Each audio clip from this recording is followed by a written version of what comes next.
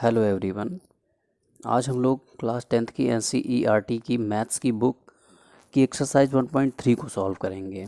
इससे पहले मैंने 1.1 एंड 1.2 को पिछले वीडियोस में सॉल्व करा रखा है। आप लोग प्लेलिस्ट में जाकर चेक कर सकते हैं। हमारी एक्सरसाइज 1.3 का फर्स्ट क्वेश्चन है कि सिद्ध कीजिए कि √5 एक अपरिमेय संख्या है। तो इसको सिद्ध करने के लिए पहले हम लोग थोड़ा सा परिमेय संख्या के बारे में जान लेते हैं। परिमेय संख्या क्या होती है? ऐसी संख्या है जो P/Q के रूप में हो और जहाँ पर Q का मान 0 के बराबर ना हो। और इसमें एक और इम्पॉर्टेंट चीज़ है जो हमें हमेशा याद रखनी है, वो ये होती है कि जो इन दोनों संख्याओं का HCF होता है P और Q का, वो हमेशा एक होता है। क्यों? क्योंकि ये दोनों संख्या हमेशा सहअभाज्य होती हैं और हम सहभाज्य संख्या उन्हीं को कहते हैं जिनका HCF हमेशा 1 हो। आइए अब क्वेश्चन पे आते हैं। √5 एक अपरिमेय संख्या है। इस चीज़ को सिद्ध करने के लिए हमें क्या करना पड़ेगा? हम पहले इसमें मान लेते हैं इसका जस्ट अपोजिट। मान लेते हैं कि माना √5 एक परिमेय संख्या है। कैसी संख्या है? परिमेय संख्या है। तो जब हम इसको √5 को परिमेय संख्या मानेंगे तो हमें क्या करना पड़ेगा? हम जैसे अभी बता चुके हैं कि P/Q के रूप में परिमेय संख्या होती है। तो ये चीज़ क्या बन जाएगी? ये बनेगा कि √5 P/Q। तभी हम कह पाएंगे कि √5 P/Q के बराबर है। अब यहाँ पर जब भी ये चीज़ लिखना, जब क्वेश्चन में ये लिखना कि √5 P/Q के बराबर है, तो इस चीज़ को ज़रूर मेंशन कर देना जहाँ Q नॉट इक्वल 0 और HCF P/Q इक्वल टू 1 है। ये चीज़ अब हम क्या करेंगे? दोनों पक्षों का वर्ग कर देंगे। दोनों पक्षों का,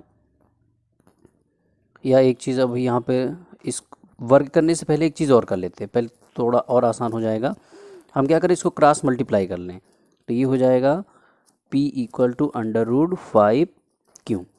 अब करेंगे दोनों पक्षों का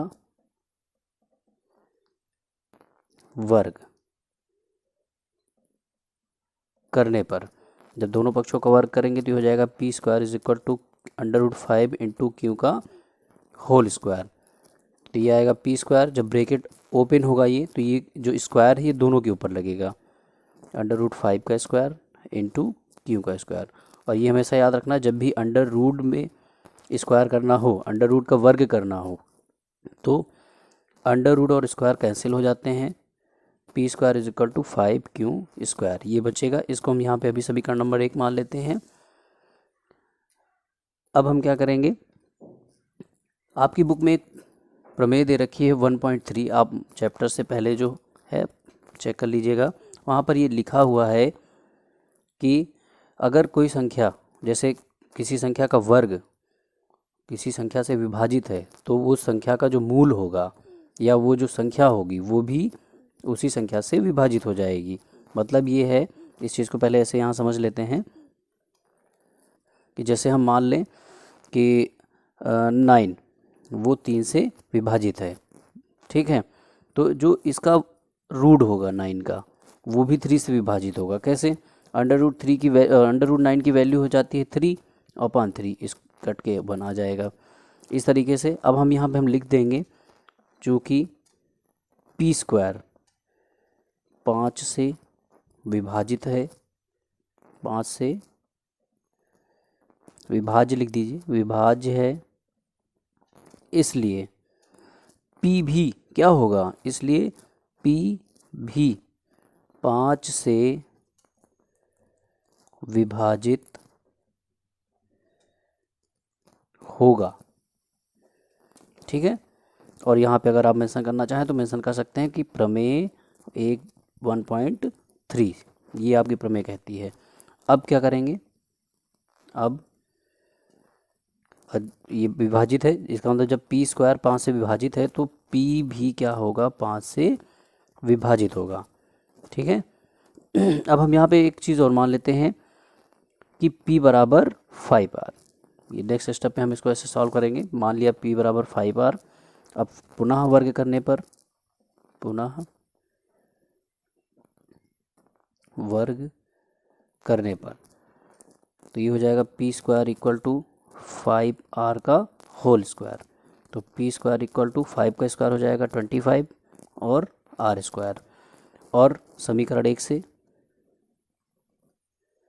समीकरण 1 हमारा क्या है कि p स्क्वायर किसके बराबर है, 5q स्क्वायर के। तो p स्क्वायर की जगह पे हम रख सकते हैं 5q square equal to 25 r square. इसमें से अगर सॉल्व करेंगे तो q स्क्वायर इक्वल टू हो जाएगा, ये 5 इसके डिवाइड में जाएगा तो ये हो जाएगा 5r स्क्वायर। फिर हम कह सकते हैं चूँकि जैसे यहाँ पे हमने लिखा था कि p स्क्वायर 5 से विभाज्य है, तो यहाँ पे हम कह देंगे चूँकि q स्क्वायर 5 से विभाज्य है, इसलिए q भी 5 से विभाज्य होगा, मेंशन करना चाहे तो यहाँ फिर से लिख सकते हैं प्रमेय 1.3 से। अब हम यहाँ पर देखें कि देखिए p भी 5 से विभाजित हो रहा है, ये देखिए p भी 5 से विभाजित हो रहा है और यहाँ पर q भी 5 से विभाजित हो रहा है। लिख सकते हैं चूँकि p व q दोनों 5 से विभाजित हो रहे हैं या 5 से विभाजित हैं, तो इनका HCF क्या निकल के आएगा। जब कोई संख्या किसी कॉमन नंबर से विभाजित हो रही है तो इसका जो HCF हो जाएगा, HCF P और Q, वो हो जाएगा आपका 5। लेकिन हम लोगों ने क्या लिखा है यहाँ पे कि परिमेय संख्या हम तभी कहेंगे जब HCF कितना आना चाहिए, 1 आना चाहिए। तो अतः HCF P एंड Q ये 1 के बराबर नहीं हो रहा है, क्योंकि परिमेय संख्या हम तभी कहेंगे जब HCF P और Q का 1 के बराबर होना चाहिए। लेकिन हमने क्या प्रूफ किया, हमने प्रूफ किया है कि P और Q का HCF 5 है। तो ये हमने जो माना था उसका उल्टा निकल रहा है कि नहीं निकल रहा है। तो इस प्रकार, इस तरह से हम लिख देंगे यहाँ पे कि इस प्रकार हमने जो माना था, मतलब जो हमारी अवधारणा थी, इस प्रकार हमारी अवधारणा क्या हो रही है, विरोधाभास हो रही है, या इस प्रकार हमारी अवधारणा विरोधाभास प्रकट हो रही है, या विरोधाभास लिख दीजिए। इस प्रकार हमारी अवधारणा विरोधाभास प्रकट हो रही है,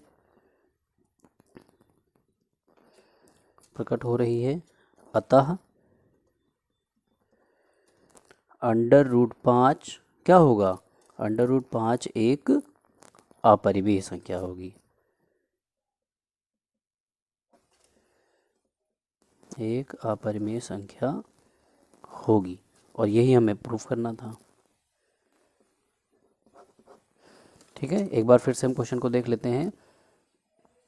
क्वेश्चन कह रहा था कि सिद्ध कीजिए कि √5 एक अपरिमेय संख्या है। तो हम क्या करेंगे, इसका उल्टा मान लेंगे कि 12 √5 एक परिमेय संख्या है। और जब हम ये मानेंगे तो हमको ये बताना पड़ेगा कि √5 किसके बराबर है, p/q के रूप में बराबर, q के रूप का है, या परिमेय संख्या होती है p/q। तो जब हम ये p/q लिखेंगे तो हमको ये चीज़ ज़रूर मेंशन करनी पड़ेगी कि जहाँ q ≠ 0 एंड p और q का HCF 1 है। अब हम यहाँ पे क्रॉस मल्टीप्लाई करेंगे तो p इक्वल टू ये q इसके मल्टीप्लाई में चला जाएगा √5 के, तो हो जाएगा √5q। दोनों पक्षों का वर्ग करेंगे, वर्ग करने पे हम जब सॉल्व करेंगे तो हमारा आंसर आएगा p स्क्वायर बराबर 5q स्क्वायर। इसको समीकरण नंबर 1 मान लेंगे। फिर ये प्रमेय 1.3 है, आप बुक में चेक कर लेना दोबारा से। जब p स्क्वायर 5 से विभाज्य है तो p भी 5 से विभाजित होगा। इस चीज़ को मैंने यहाँ पे ऐसे समझाया है कि देखो, जब ये जैसे हम यहाँ पे कह दें कि 3 का स्क्वायर 3 से विभाजित है, तो ये यही तो निकल के आएगा, 3 × 9 1/3, ये 3 से कट जा रहा है तो इसका मतलब 3 भी 3 से विभाजित हो जाएगा। तो कहने का मतलब ये है कि जब p² 5 से विभाज्य है तो p भी 5 से विभाजित होगा। प्रमेय 1.3 है आपकी। अब हम क्या करेंगे, मान लेंगे कि p बराबर 5r, ये मान लिया, दोबारा वर्ग किया तो p² बराबर 5r²। इसको सॉल्व करेंगे तो p² इक्वल टू आ जाएगा 25r²। अब समीकरण 1 पे यहाँ पे देखिए p² का मान है 5q², तो हम क्या कर रहे हैं 5q² p की जगह रख दिया, ये हो जाएगा 25r²। यहाँ सॉल्व करेंगे तो आपका आएगा q² बराबर 5r²। फिर सेम कंडीशन यहाँ रहेगी, जब q² 5 से विभाजित हो रहा है तो q भी 5 से विभाज्य होगा, पुनः प्रमेय 1.3 से। अब हम देख रहे हैं कि जब कोई संख्या किसी कॉमन नंबर से कट रही है तो उसका HCF हमेशा वही तो आएगा। तो जब p और q 5 से कट रहे हैं तो HCF 5 आएगा, लेकिन हमने क्या माना है कि परिमेय तभी होगा जब HCF 1 होना चाहिए। तो यहाँ पर क्या निकल रहा है कि HCF p और q का 1 नहीं है। ठीक है, इस प्रकार हमने जो माना था, जो हमारी अवधारणा थी, वो विरोधाभास प्रकट हो रही, मतलब उसका उल्टा निकल रहा है सॉल्व करने पर। तो √5 एक अपरिमेय संख्या हो जाएगी। ठीक है, अब आते हैं क्वेश्चन नंबर 2 पर। क्वेश्चन नंबर 2 है, सिद्ध कीजिए कि 3 + 2√5 एक अपरिमेय संख्या है। अच्छा, अभी जो हमने क्वेश्चन नंबर 1 सॉल्व कराया है जिसमें √5 को अपरिमेय सिद्ध करना था, तो इसी तरीके से आप √2, √3, √7 ऐसे सेम उसी कंडीशन में सिद्ध कर सकते हैं कि वो अपरिमेय संख्या है।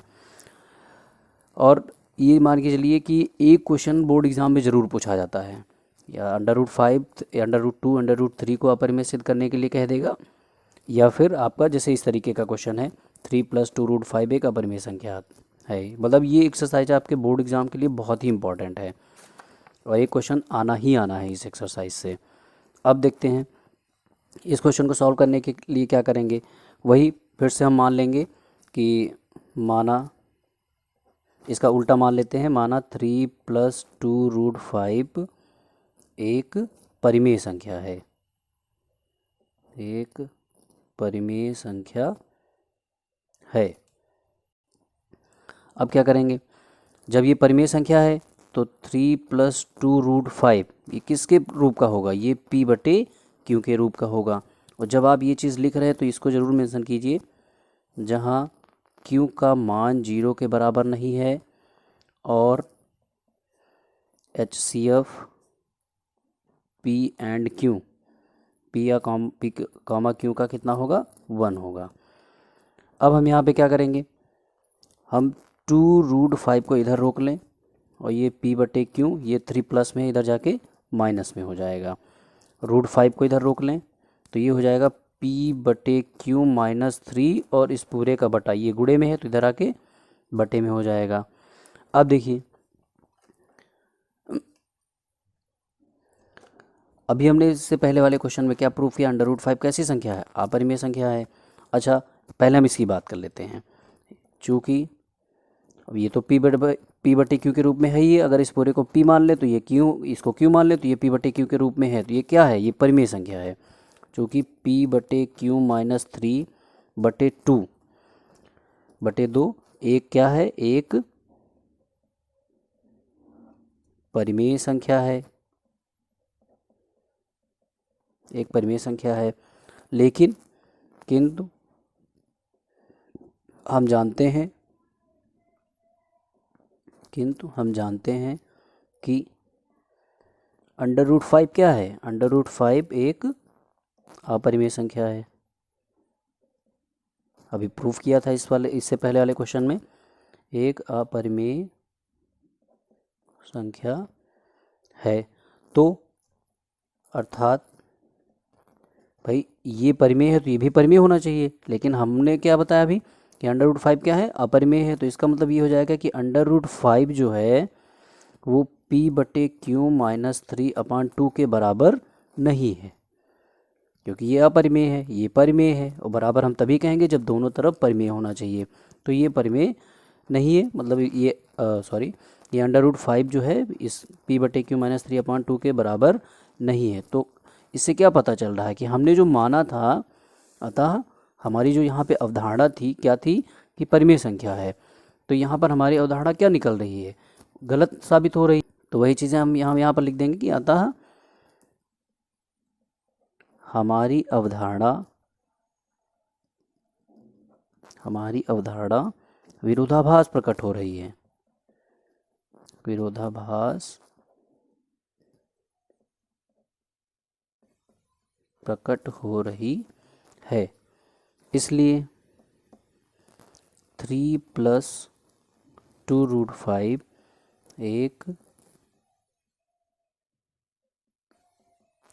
अपरिमेय संख्या ही है, एक अपरिमेय संख्या है। इस तरह से ये क्वेश्चन भी सॉल्व हो गया। अब आते हैं क्वेश्चन नंबर 3 पर। क्वेश्चन नंबर 3 क्या है, इसमें हमको ये सिद्ध करना है, वही सिद्ध करना है कि सिद्ध कीजिए निम्नलिखित संख्याएं अपरिमेय हैं। 3 पार्ट दिए हुए हैं। तो फर्स्ट पार्ट आपका है 1/√2। तो सेम क्वेश्चन की तरह जो पहले सॉल्व किए हैं उसी तरीके से इसको भी मान लेते हैं कि माना 1/√2 एक परिमेय संख्या है, ये हमने मान लिया। तो जब ये परिमेय संख्या होगी तो 1/√2 किसके बराबर हो जाएगा, ये p/q के बराबर हो जाएगा। और जहाँ q का मान 0 नहीं होना चाहिए और HCF p और q का कितना हो, 1 हो। अब देखिए क्रॉस मल्टीप्लाई कर लो यहाँ पर, या ना क्रॉस मल्टीप्लाई पर करें तो जब हम इस चीज़ को ऊपर ले जाएंगे तो ये चीज़ भी पलट जाएगी। इसका मतलब ये हो जाएगा √2 बराबर हो जाएगा q/p के। इसको समीकरण नंबर 1 कह लेते हैं। अच्छा, एक चीज़ यहाँ पर ये चीज़ ज़रा समझ लीजिए कि जब 2/3 परिमेय संख्या है, p/q के रूप में है तो परिमेय संख्या है, तो 3/2 भी तो परिमेय संख्या होगा, क्योंकि ये भी p/q के रूप में है। ठीक है, भी परिमेय होगा।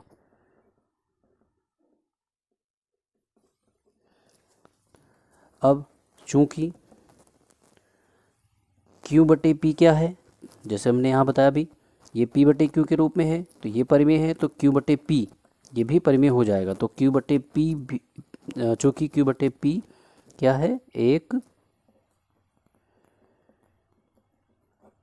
परिमेय संख्या है, एक परिमेय संख्या है। किंतु हम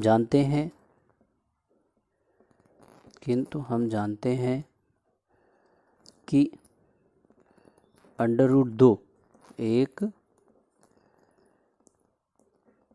अपरिमेय है, एक अपरिमेय संख्या है। इसलिए √2 q/p के बराबर नहीं होगा, अर्थात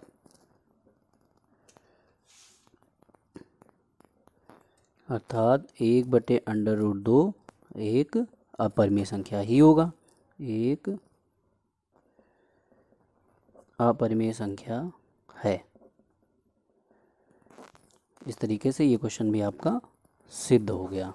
अब आते क्वेश्चन नंबर 3 पर। क्वेश्चन नंबर 2 पर। क्वेश्चन नंबर 2 क्या कह रहा है, 7√5 इसको प्रूफ करना है। तो वही सेम कंडीशन मान लेंगे कि माना 7√5 एक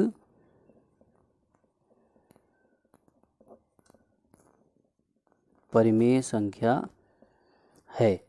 तो अब यहाँ पर क्या करेंगे, 7√5 क्या हो जाएगा, p/q के बराबर हो जाएगा। वही सेम कंडीशन यहाँ पे आप मेंशन कर दीजिएगा, जहाँ ये हर जगह आपको मेंशन करना, जहाँ भी आप परिमेय मानेंगे वहाँ पर आपको ये मेंशन करना ही पड़ेगा। इस एग्जामिनर को पता चल जाएगा कि आपको परिमेय संख्या का जो कॉन्सेप्ट है वो क्लियर है। ठीक है, तो यहाँ पे √5 को इधर रोक लो, तो p/, ये 7 यहाँ मल्टीप्लाई में है तो इधर आके q के गुणे में हो जाएगा। तो इस चीज़ को हम लिख सकते हैं √5 = p/7q। और p/7q है तो ये तो क्या होगा, ये परिमेय होगा कि नहीं होगा, क्योंकि p/q के रूप में है। तो चूँकि p/7q एक परिमेय संख्या है, एक परिमेय संख्या है, किंतु हम जानते हैं कि √5 क्या है, √5 एक अपरिमेय संख्या है। जब ये अपरिमेय संख्या है तो अर्थात √5 जो है वो p/7q के बराबर नहीं होगा। और जब ये बराबर नहीं होगा तो क्या होगा, इसलिए √5 एक अपरिमेय संख्या है, एक अपरिमेय संख्या है। ये भी क्वेश्चन आपका प्रूव्ड हो गया। अब हमको थर्ड नंबर क्वेश्चन प्रूव करना है 6 + √2। 6 + √2 कैसी संख्या है, अपरिमेय संख्या है। तो यहाँ भी मान लेंगे, ये थर्ड क्वेश्चन है 6 + √2, तो मान लेंगे, माना 6 + √2 एक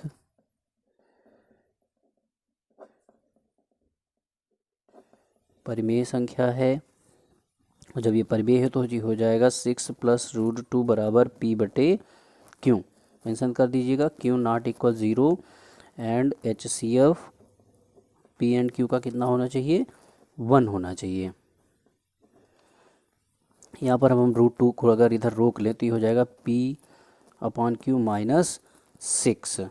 अब ध्यान रखिए ये p/q है। अब कोई भी किसी भी संख्या में अगर आप कोई भी नंबर माइनस कर देंगे तो रहेगा परिमेय ही, उसमें कोई फ़र्क नहीं पड़ता। जैसे हम मान लीजिए 2/3 है और इसमें से हम 1 माइनस कर दें तो ये क्या आएगा, ये हो जाएगा 3, आपका एलसीएम हो जाएगा।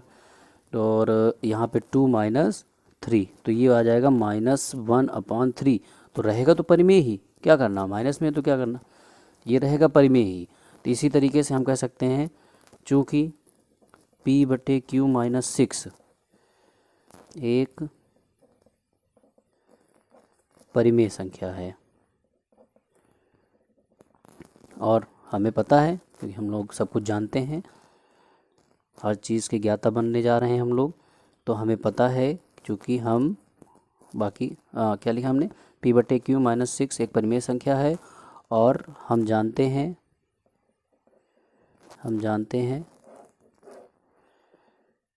कि √2 एक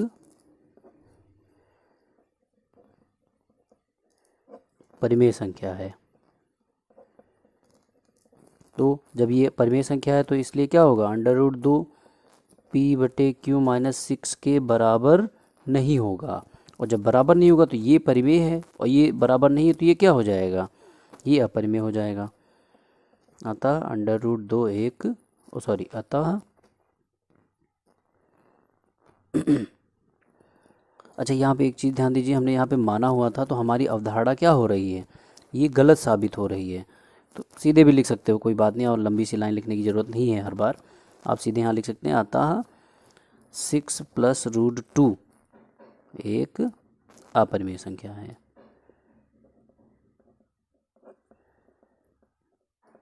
एक अपरिमेय संख्या है। इस तरीके से हमारा क्वेश्चन प्रूव्ड हो गया।